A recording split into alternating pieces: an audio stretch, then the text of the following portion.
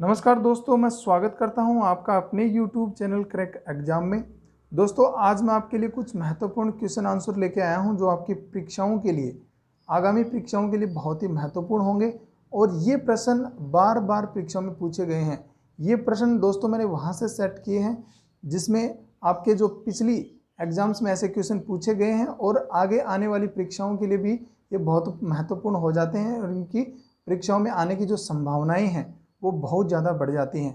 अगर दोस्तों आप मेरे चैनल पर आज नए हैं तो मेरे चैनल को सब्सक्राइब कर लीजिए और अब वीडियो को लाइक कर दीजिए और वीडियो को अपने दोस्तों को शेयर भी कर दीजिए ताकि सभी को इस वीडियो का फ़ायदा मिल सके। चलो दोस्तों, देखते हैं, वीडियो की शुरुआत करते हैं। पुष्यमित्र शुंग ने किस शासक की हत्या करके शुंग वंश की स्थापना की थी? हमारे सामने चार ऑप्शन यहाँ पे हैं: अशोक, बृहद्रथ, मिनांडर और अग्निमित्र। तो दोस्तों मैं बता देना चाहता हूं कि जो पुष्यमित्र शुंग थे, इन्होंने क्या किया था, जो मौर्य वंश के जो अंतिम शासक थे उनका क्या नाम था? बृहद्रथ। बृहद्रथ की हत्या कर दी थी। कब की थी? 185 बीसी में। 185 बीसी में बृहद्रथ की हत्या कर दी थी और इन्होंने शुंग वंश की स्थापना कर दी थी। ये पुष्यमित्र शुंग कौन थे? ये बृहद्रथ के सेनापति थे। तो सेनापति थे और अपने राजा की हत्या करके इन्होंने अपना एक वंश बना लिया था, उसका नाम था शुंग वंश। तो यहाँ पे जो इस क्वेश्चन का जो सही आंसर हो जाएगा वो बृहद्रथ, ऑप्शन बी सही हो जाएगा। ठीक है दोस्तों, तो हमेशा याद रखेंगे पुष्यमित्र शुंग बृहद्रथ के सेनापति थे और उन्होंने 185 बीसी में बृहद्रथ की हत्या करके शुंग वंश की स्थापना कर दी थी। ठीक है दोस्तों, चलो अगला क्वेश्चन देखते हैं। Question number 2। क्वेश्चन नंबर 2 में क्या पूछा गया है? पतंजलि निम्नलिखित में से किसके दरबार में रहते थे? हमारे सामने चार ऑप्शन दिए गए हैं: पुष्यमित्र शुंग, अग्निमित्र, अशोक, बृहद्रथ। तो दोस्तों मैं यहाँ पे आपको बता देना चाहता हूँ कि जो पुष्यमित्र शुंग थे, जिन्होंने शुंग वंश की स्थापना की थी, इनके ही दरबार में जो पतंजलि हैं वो रहते थे। ये पतंजलि कौन थे दोस्तों? तो पतंजलि योग सूत्र के रचनाकार हैं। योग सूत्र जिसको बाबा रामदेव ने आज बहुत विश्व तक इसको फैला दिया है, तो ये योग सूत्र के रचनाकार थे। इसके अलावा इन्होंने अपने 3 ग्रंथ लिखे थे। 3 ग्रंथ जिसमें कौन कौन से थे? इसमें एक तो योग सूत्र ही था, दूसरा था आष्टे, अष्टाध्यायी से लिया गया एक आष्टे था, ये भाष्य है, एक भाष्य था। ठीक है दोस्तों, उसके बाद उसने एक आयुर्वेद पे भी ग्रंथ लिखा था कि आयुर्वेद का चिकित्सा प्रणाली में कितना उपयोग होना चाहिए और ये कितनी फायदेमंद है। तो इन्होंने 3 ग्रंथ लिखे थे। कभी कभी इनके ग्रंथों को लेकर भी प्रश्न पूछ लिया जाता है। एक योग सूत्र पे था, एक उनका भाष्य था और तीसरा था आयुर्वेद पर ग्रंथ। ठीक है दोस्तों, तो इस प्रकार हमेशा याद रख लेंगे कि पतंजलि निम्नलिखित में से किसके दरबार में रहते थे? पुष्यमित्र शुंग। यहाँ पे आपके 2 क्वेश्चन आपके तैयार हो गए। पुष्यमित्र शुंग के दरबार में रहते थे पतंजलि। उसके बाद पतंजलि ने 3 जो ग्रंथ लिखे थे, एक लिखा था उन्होंने योग सूत्र का, दूसरा अष्टाध्यायी का जो भाष्य था उस पर लिखा था, एक आयुर्वेद पे ग्रंथ लिखा था। ठीक है दोस्तों, तो इस प्रकार के 2 क्वेश्चन आपके तैयार हो गए। आप नोट्स बना लेंगे, अपनी डायरी में इसकी एंट्री कर लेंगे। तो इस क्वेश्चन का जो सही आंसर है वो ऑप्शन ए सही हो जाएगा। पुष्यमित्र शुंग के दरबार में पतंजलि रहते थे। अगला क्वेश्चन देखते हैं, क्वेश्चन नंबर 3।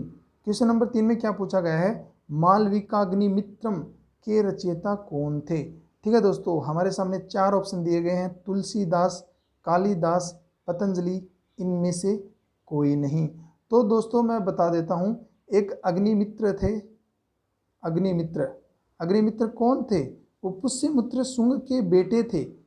पुष्यमित्र शुंग के बेटे थे अग्निमित्र, और एक कन्या थी जिनका नाम था मालविका। इन दोनों के, अग्निमित्र और मालविका के जो प्रेम विवाह का वर्णन वो किया गया है मालविका अग्निमित्रम। लेकिन इसके रचयिता कौन थे? अब रचयिता के लिए क्वेश्चन आता है, तो रचयिता मैं बता देता हूं कि इसके रचयिता कालिदास थे। तो इस प्रकार आप याद रखेंगे कि मालविका अग्निमित्रम जो एक पुस्तक है, इसके रचयिता कालिदास हैं। तो इस क्वेश्चन का सही आंसर ऑप्शन बी सही हो जाएगा। चलो अगला क्वेश्चन देखते हैं, क्वेश्चन नंबर 4। कण्व वंश के प्रथम शासक कौन थे? ये कण्व है, आधा अणय है और वह है कण्व। कण्व वंश के अंतिम शासक प्रथम शासक कौन थे? पुष्यमित्र, देवभूति, सुशर्मा और वासुदेव। तो दोस्तों ये तो सीधा सीधा क्वेश्चन है कि जो वासुदेव थे, वासुदेव ने देवभूति की हत्या करके, ये देवभूति कौन थे? ये जो पुष्यमित्र शुंग का जो शुंग वंश था उसके अंतिम शासक थे, और अंतिम शासक की हत्या करके वासुदेव ने एक नया वंश स्थापित किया था जिसका नाम था कण्व वंश। ठीक है दोस्तों, तो कण्व वंश के प्रथम शासक कौन थे?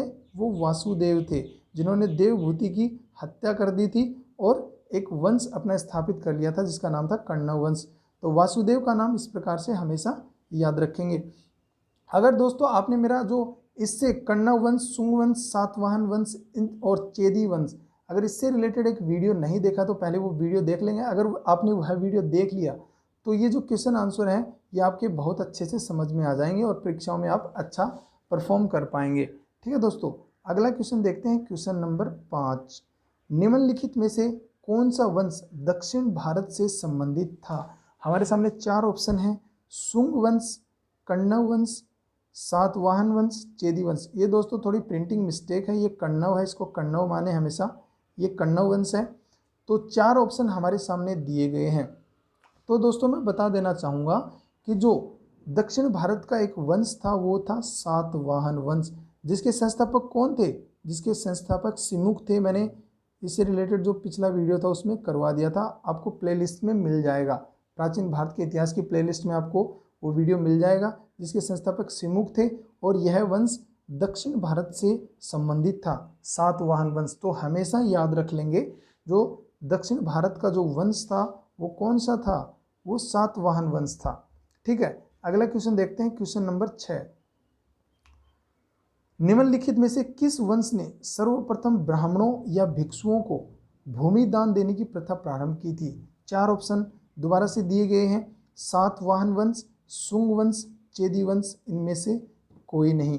तो दोस्तों जो सातवाहन वंश था इसने सर्वप्रथम ब्राह्मणों और भिक्षुओं को भूमि दान देने की प्रथा शुरू की थी। ये सीधा सीधा क्वेश्चन है, सीधा सीधा एग्जाम्स में पूछ लिया जाता है, तो हमेशा याद रखेंगे ये सातवाहन वंश ही दक्षिण भारत का वंश था और इसने ही ब्राह्मणों और भिक्षुओं को भूमि दान देने की प्रथा वो शुरू की थी। तो इस क्वेश्चन का जो सही आंसर हो जाएगा ऑप्शन ए, सातवाहन वंश। अगला क्वेश्चन देखते हैं, क्वेश्चन नंबर 7। ठीक है दोस्तों, महावेदवाहन वंश के नाम से किस वंश को जाना जाता है? महावेदवाहन वंश, हमारे सामने 4 ऑप्शन यहाँ पे दिए गए हैं दोस्तों, जिसमें चेदी वंश है, शुंग वंश है, सातवाहन वंश और इनमें से कोई नहीं। ये महावेद नहीं है, ये महामेद है, ये महामेद है। ठीक है दोस्तों, तो ये महामेदवाहन वंश, इसको किस अन्य नाम से भी जाना जाता है? 4 ऑप्शन हमारे सामने दे दिए गए हैं। तो दोस्तों जो चेदी वंश था इसको ही महामेदवाहन वंश कहा जाता है। जो चेदी वंश था ये बहुत ही महत्वपूर्ण हो जाता है। इसके प्रमुख शासक कौन थे दोस्तों? इसके प्रमुख शासक थे खारवेल। ठीक है दोस्तों, ये वंश बहुत ही महत्वपूर्ण हो जाता है और इसके जो प्रमुख शासक है उसका नाम भी हमेशा याद रखेंगे। प्रमुख प्रतापी जो शासक थे उनका नाम था खारवेल। तो महामेदवाहन वंश या चेदी वंश ये एक ही वंश के 2 नाम हैं। ठीक है दोस्तों, कभी कभी चेदी वंश के नाम से किस वंश को जाना जाता है, यहाँ ऑप्शन में महामेदवाहन वंश आ जाएगा और आपको पूछ लिया जाएगा, तो आप इन दोनों को याद रखेंगे। इस क्वेश्चन का सही आंसर ऑप्शन ए सही हो जाएगा। चलो अगला क्वेश्चन देखते हैं, क्वेश्चन नंबर 8। कलिंग में चेदी वंश होने के प्रमाण निम्नलिखित में से किस अभिलेख से मिलते हैं? ठीक है दोस्तों, कि भाई कलिंग में एक चेदी वंश था, इसके प्रमाण कहाँ से हमें मिलेंगे? कोई तो अभिलेख होगा, कोई तो पुस्तक होगी, कोई साहित्य होगा जिससे हमें पता चलेगा कि कलिंग में चेदी वंश होता था। तो 4 ऑप्शन, नानाघाट अभिलेख से, हाथी गुफा अभिलेख से, ए व बी दोनों और इनमें से कोई नहीं। तो दोस्तों जो हाथी गुफा अभिलेख था ये कहाँ पे था? ये उड़ीसा में था, उड़ीसा में था। ठीक है दोस्तों, अगर उड़ीसा याद रखेंगे कि हाथी गुफा अभिलेख उड़ीसा में स्थित था, तो कलिंग कहाँ स्थित था? कलिंग भी उड़ीसा में स्थित था। जो वर्तमान का जो उड़ीसा है उसको पहले कलिंग बोलते थे। तो इससे हम रिलेट कर लेंगे हाथी गुफा अभिलेख उड़ीसा, कलिंग उड़ीसा। तो जो चेदी वंश होने का प्रमाण कहाँ से मिलेगा? वो हाथी गुफा अभिलेख से मिलेगा, और यहीं से मिला था कि कलिंग में कोई चेदी वंश था। ठीक है दोस्तों, तो इस क्वेश्चन का सही आंसर हो जाएगा ऑप्शन बी। चलो अगला क्वेश्चन देखते हैं, क्वेश्चन नंबर 9। चेदी वंश के सबसे प्रतापी शासक खारवेल द्वारा किसकी मूर्ति को जीतकर कलिंग वापस लाया गया था? यहाँ पे 3 ऑप्शन दिए गए हैं, शीतलनाथ की मूर्ति, बौद्ध धर्म के एक भिक्षु की मूर्ति, और उपरोक्त दोनों में से कोई नहीं। तो दोस्तों मैं बता दूं कि जो शीतलनाथ की मूर्ति थी, शीतलनाथ की मूर्ति को एक महापद्मनंद था, ये मैंने एक वीडियो आपको कराया है, वहाँ से आप देख लेंगे। महापद्मनंद ये जीतकर, ये नंद वंश के शासक थे महापद्मनंद, और इस शीतलनाथ की मूर्ति को ये मगध लेके चले गए थे। ठीक है दोस्तों, ये शीतलनाथ की मूर्ति कलिंग में थी और जैन धर्म से संबंधित थी, जैन धर्म से संबंधित थी ये मूर्ति, और इसको अपने साथ मगध लेके चले गए थे। कौन लेके चले गए थे? महापद्मनंद। लेकिन जब चेदी वंश कलिंग में स्थापित हुआ, उसके प्रतापी शासक जो खारवेल थे, उन्होंने दोबारा से मगध पे आक्रमण किया, और वहाँ से जो शीतलनाथ की मूर्ति महापद्मनंद द्वारा लेके जाई गई थी, उसको वो वापस कलिंग लेके आ गए। ठीक है, तो इस प्रकार से क्वेश्चन पूछा जाता है। महापद्मनंद वाला ये क्वेश्चन भी पूछ लिया जाता है कि किस शासक ने जो शीतलनाथ की मूर्ति थी वो कलिंग से और मगध शिफ्ट कर दी थी, या मगध लेके आ गए थे, वो कौन थे? महापद्मनंद। लेकिन उसको वापस लाने का काम किसने किया था? खारवेल ने किया था, और उस मूर्ति थी वो शीतलनाथ की मूर्ति थी जो जैन धर्म से संबंधित थी। तो इस क्वेश्चन का सही आंसर ऑप्शन ए हो जाएगा। ऑप्शन ए इस क्वेश्चन का सही आंसर हो जाएगा। अगला क्वेश्चन देखते हैं, क्वेश्चन नंबर 10। आज के वीडियो का ये अंतिम क्वेश्चन है। सामंती व्यवस्था किसके काल में शुरू हुई थी? शुंग वंश के काल में, चेदी वंश के काल में, सातवाहन वंश के काल में, इनमें से कोई नहीं। तो दोस्तों जो दक्षिण भारत का वंश था वो कौन सा था? आप कमेंट करके बताएंगे। ठीक है, मैं कमेंट आपके बाद में देख लूँगा। तो वो था सातवाहन वंश जो दक्षिण भारत का था, और इसी वंश के काल में सामंती व्यवस्था शुरू हुई थी। सामंती व्यवस्था क्या होती थी दोस्तों? एक कोई राज्य होता था, वो उसके अंतर्गत जितनी भूमि होती थी उसका जो स्वामी होता था, उस भूमि पे जो अधिकार होता था वो एक राजा का होता था। उसके नीचे विभिन्न सामंत होते थे जिनको अलग अलग भूमि बांट दी जाती थी, अलग अलग क्षेत्र बांट दिया जाता था, जिससे वो भूमि की देखरेख करते थे। और उन सामंतों के नीचे कौन होते थे? किसान और दास होते थे जो उस भूमि पर खेती करते थे। तो इस प्रकार से जो सामंती व्यवस्था का जो शुरुआत हुई थी वो सातवाहनों के समय में शुरुआत हुई थी।